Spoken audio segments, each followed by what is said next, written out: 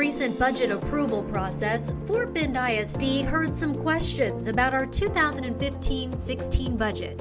We created this video to help explain why we do what we do to support our district's mission to inspire and equip all students to pursue futures beyond what they can imagine.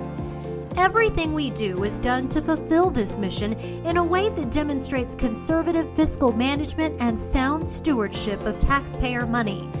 To start, let's talk about the district's budget process, which consists of evaluation and reporting, planning and budgeting, collaboration between departments and campuses, and allocating resources to support classroom instruction. 87% of the budget is for teachers and support staff because Fort Bend ISD depends on people to support learning. Fort Bend ISD is widely known for its good schools and quality education. It has also been recognized for its exemplary financial management. Our strong budget profile and the fund balance, which includes 3 months rainy day operating reserves, help the district sustain high credit ratings.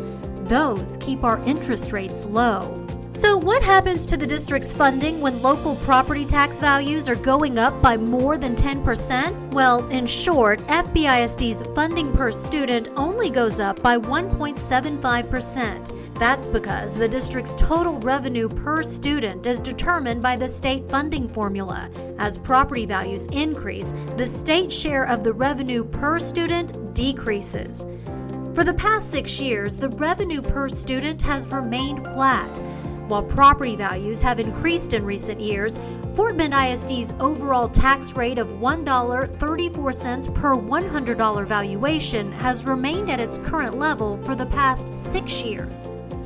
When we talk about the tax rate and budget, it's important to note that they are broken into 2 components: maintenance and operations, which funds salaries, utilities, and day-to-day operations, and debt service, which pays principal and interest for debt from prior bonds.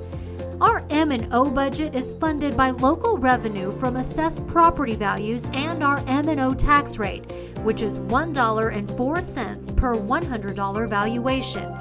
The current debt service tax rate is 30 cents.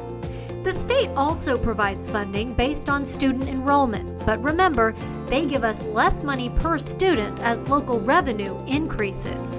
Our tax rate is actually low compared to our peer districts in the region and of similar size statewide.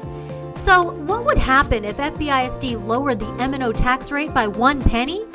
Well, each penny of tax rate equates to $3.1 million in collections. A reduction of 3 pennies would reduce revenue to the extent that we would not have been able to give teachers and employees a 2% raise this year.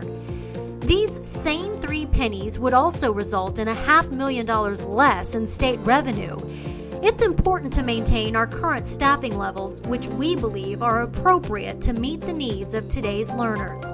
Lowering the debt service tax rate could also hurt our district. With economic uncertainty, the district's goal is to be able to absorb any potential decrease in property values with its fund balance until the economy recovers.